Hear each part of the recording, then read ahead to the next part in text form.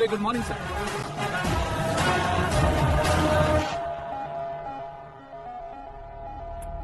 मेरी जिंदगी में अंदर तक घुस चुके हो।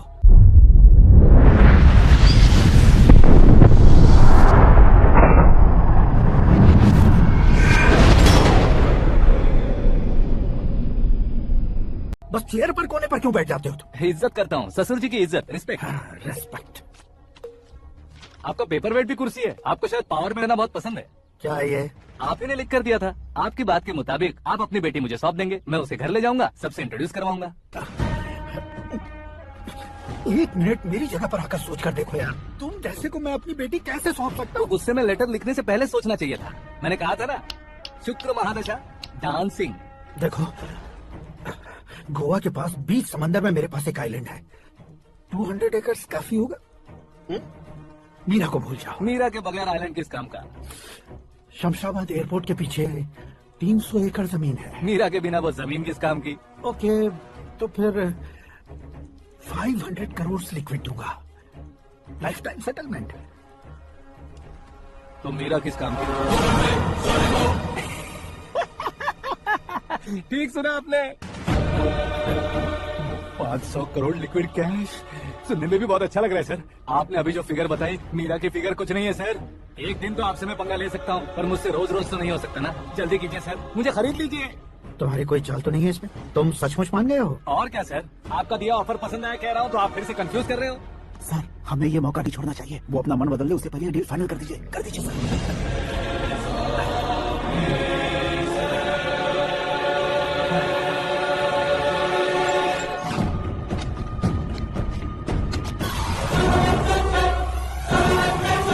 बाप रे बाप, इतने पैसे तो मैंने सपने में भी नहीं देखे। मेरे वॉलेट में तो कभी 5,000 भी साथ में नहीं आए थे, और ये 500 करोड़। अरे बाप रे। मेरे गांव तक थोड़ा ट्रांसपोर्ट का इंतजाम कर देंगे? एम्बुलेंस होगी तो किसी को शक नहीं होगा। अब बताओ तुम्हारा प्यार कैसा है? आकाश आकाश की तरह है। वहाँ पर बादल मिलेंगे, बिजलियां कड़केंगी, मौसम बदलेंगे बोल रही थी ना। लेकिन वहाँ अंधेरा भी होता है बेटी, और ये उसी अंधेरे थे।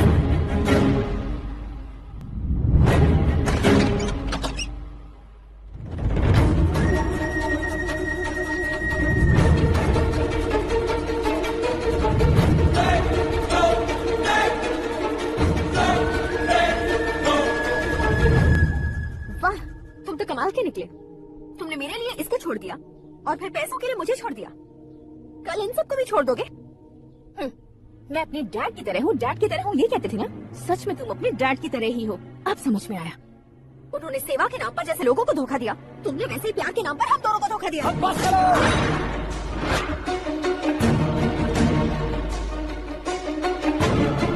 तुम मेरे पापा के बारे में एक और शब्द मत बोलना। तुम जानती क्या मेरे पापा के बारे में?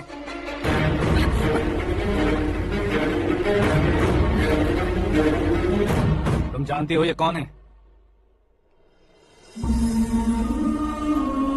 सब हमेशा खुश रहे, इसलिए सभी को अपने बेटे की तरह मानकर देखभाल करने वाले देवता थे मेरे पापा। मेरे देवता समान पापा कैसे मर गए जानती हो? जानती हो? जानती हो? हर साल की तरह इस साल भी मछली औषध प्रसाद के लिए आने वाले लोगों का कुंदनपुर स्वागत करता है। भगवान का आशीर्वाद मानकर जिस रोग को हम डॉक्टर तक नहीं मिटा सकते, उसे जड़ से उखाड़ने वाली दवा देकर अपनी इस कला द्वारा हस्तिनापुर तक प्रसिद्ध महापुरुष हमारे जय नारायण जी। मतलब वो डॉक्टर मेरे पापा के दोस्त हैं, सिर्फ इसलिए उन पर भरोसा नहीं करते थे। आसपास के लोग भी उन पर भरोसा करते थे। जलता सूरज भी उनके स्पर्श से ठंडा हो जाता था।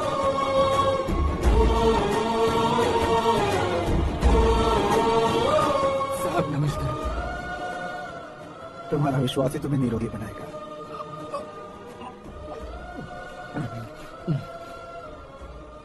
जरा मुंह तो खोलो बेटा। ये कमाने के लिए नहीं है, सिर्फ सेवा के लिए। डॉक्टरी पढ़ने वाले जो रोग सही नहीं कर सकते, उसे ठीक करके पुण्य का काम कर रहे हैं। कम से कम हमारी खुशी के लिए तो। अगर आपको कुछ देना ही है तो हमारे बच्चों को अपना आशीर्वाद दीजिए।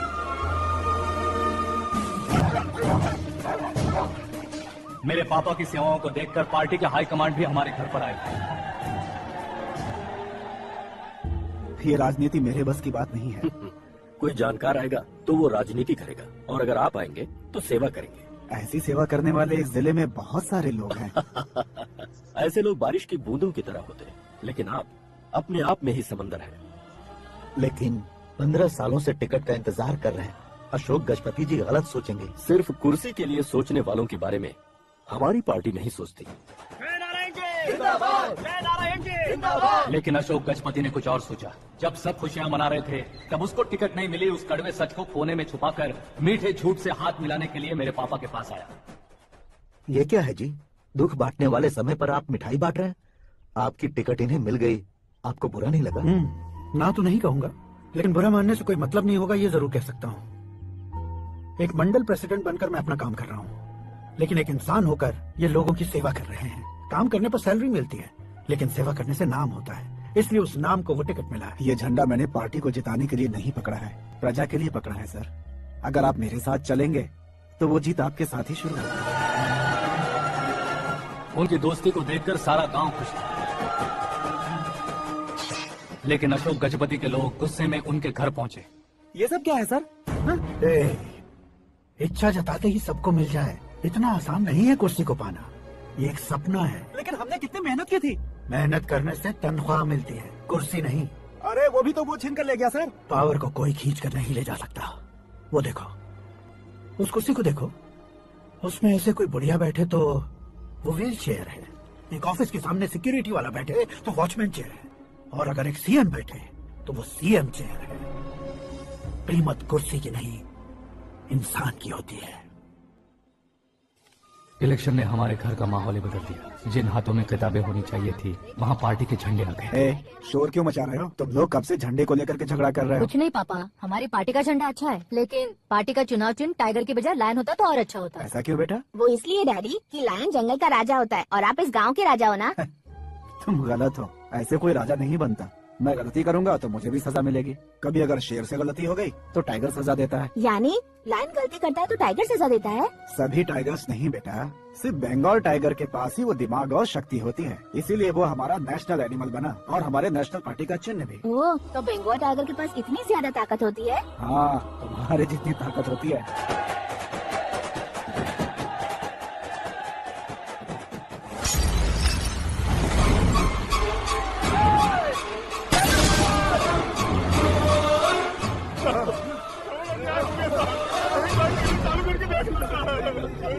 मछली औषध अचानक जहर बन चुकी है। लोगों की जान बचाने के लिए ट्रीटमेंट चल रही है। पैसों के लिए फार्मा कंपनी के साथ मिलकर धोखा दिया जाएगा। बहुत से लोगों की जान जा चुकी है। ताज़ा सूत्रों से पता चला है बहुत से लोगों के हाथ पैरों ने काम करना बंद कर दिया है। कुछ लोगों को खून की उल्टियाँ हो रही है। कितने लोग मर चुके हैं, कितनों की जिंदा बचने की उम्मीद भी नहीं है। डॉक्टर्स भी जवाब नहीं दे पा रहे हैं।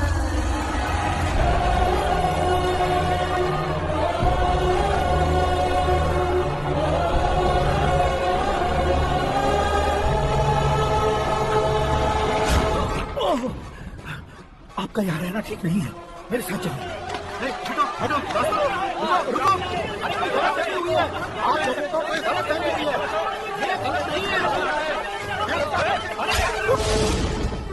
जयनारायण जी को चाकू मार दिया, भागो। किसी ने नहीं, मैंने मारा। मौत उनके साथ परछाई बनकर घूम रही थी, जिसे पापा पहचान नहीं पाए। उससे क्या देख रहे हो? तुम न्याय पर भरोसा करते हो तो वो पैसों पर करता है। फार्मास्यूटिकल कंपनी ने उस डॉक्टर को खरीद लिया और उस डॉक्टर ने तुम्हें खरीदा है, यही कहानी बनाई है। वो तुम्हें खत्म करने से पहले तुम्हारे नाम को खत्म करना चाहता था, इसलिए ये सब किया। जाने से पहले मेरी एक बात सुन लो। तो जिंदगी में पैसे वाले से पंगा ले सकते हो, ताकतवर से पंगा ले सकते हो, बड़े बैकग्राउंड वाले से पंगा ले सकते हो, लेकिन अक्लमंद इंसान से कभी पंगा नहीं लेना चाहिए।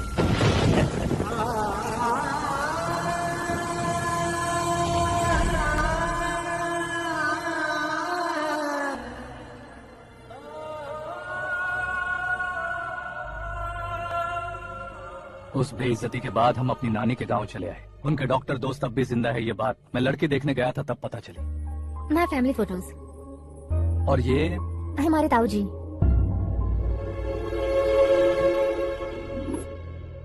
एक एक्सीडेंट में भगवान ने उनके पूरी फैमिली को अपने पास बुला लिया, लेकिन शायद मुझे सच बता सके इसीलिए उनको जिंदा रखा था। उसने जयनारायण को चालाकी से मारा। उसी चालाकी को तुम्हें अपना हथियार बनाना होगा।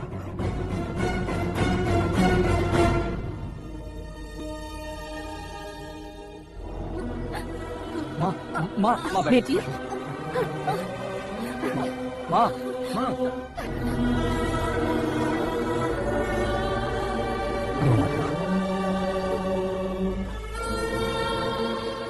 घर की चौखट लांगे बिना घर के अंदर ही रो रो कर जिंदगी गुजार दी उस माँ को क्या जवाब दूं? अपने पापा का नाम गर्व से ना ले पाने वाले मेरे भाइयों को क्या जवाब दूं? उम्र में तुम हम दोनों से छोटे हो, लेकिन इस जिम्मेदारी को लेकर इस घर के बड़े बेटे बन गए। भैया, तो फिर तुमने वो पैसे क्यों लिए? कल मेरे पापा की पुण्यतिथि है, जिस दिन उनकी बेइज्जती हुई थी। जिस गांव ने मेरे पापा को धुतकारा था, वही गांव दोबारा मेरे पापा को पूजने लगे वो करूंगा, इसलिए पैसे लिए।